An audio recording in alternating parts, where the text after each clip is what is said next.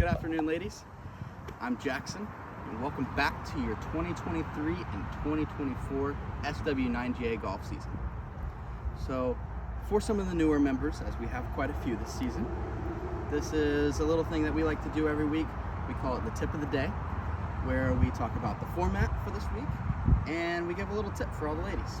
And we post it on YouTube, so you can watch it anytime you want, as long as send it out with the pairings. Now, for this week, our format is a scramble. In a scramble, everyone's gonna tee off. You're gonna pick the best ball of your foursome, and then you're gonna all play from there, and you're gonna continue this until the ball is whole. So everyone plays from the best position every time. Hopefully this is gonna lead to some low scores. Last year it did, so I'm hoping we keep repeating it. Now, if you were a threesome in a scramble, you may rotate through the group at each position who gets to hit a second ball. Please keep this in mind, as we have, I believe, one threesome this week, and any threesomes that go forward in the year. Now, for your tip of the day, we're gonna play 8 South right here behind us. Kind of go over pace of play and some tips with that, as well as a little bit of course management. So, one thing that you need to know on the tee box for pace of play is we all want to be with our clubs in our hands and our ball on our tee, either in our hand, our pocket, or if you're teeing off first like me, already pegged in the ground. So from here, I'm looking at the fairway of 8 South, and kind of my aim point, there's a few palm trees straight through the fairway, and you can kind of see them out there through the end of the fairway, and that's going to be my aim point. So I'm going to line up there, kind of get my thought of my shot in my head, and then fire away. So as I step into the ball, take a look at my target, take a practice swing, fire away.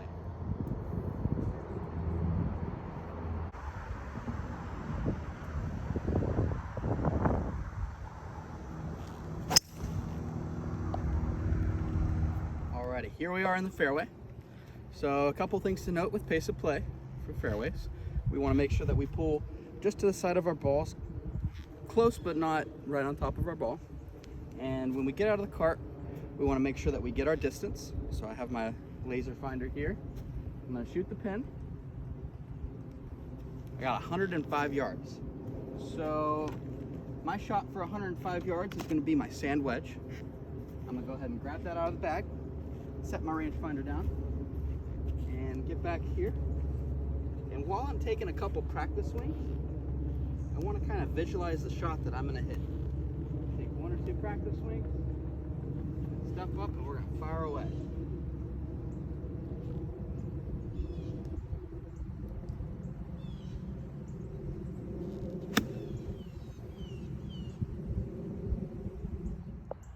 Alrighty, so now we're at the green. Now I hit the ball a little bit chunky, so I left it a little bit short of the green. So to help with pace of play, I brought 3 clubs with me. I'm not sure which one I'm going to use yet, but I bring them here and I'm going to kind of eliminate a couple. So I'm a little short of the green.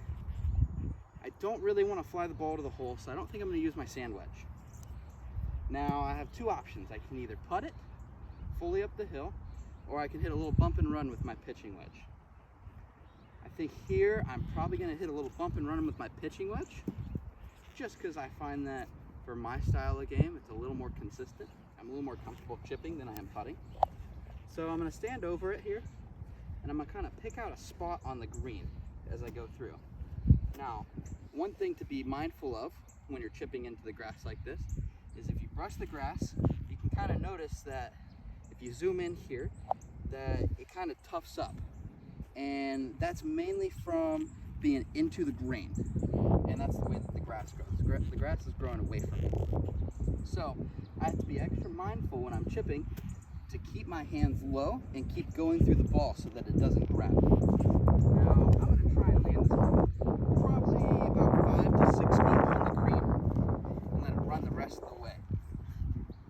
So I'm going to go ahead and pick out my exact mark and look at it, line up my chip, keep my hands low and keep them moving forward.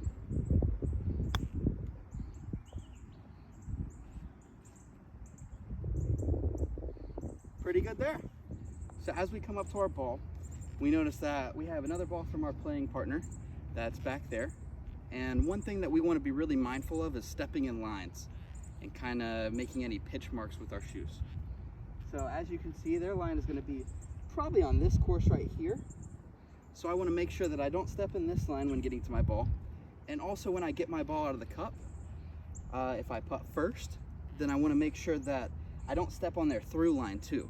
The through line is going to be that next 3 or 4 feet past the hole in case they miss on either side. So we want to be careful when we're stepping past the hole as well as in front of the hole for them. Now we're going to go ahead and finish out just for pace of play while my playing partner wants to read their putt or whatever it may be. So as we step up, we're going to go ahead and read it and go ahead and hit it in.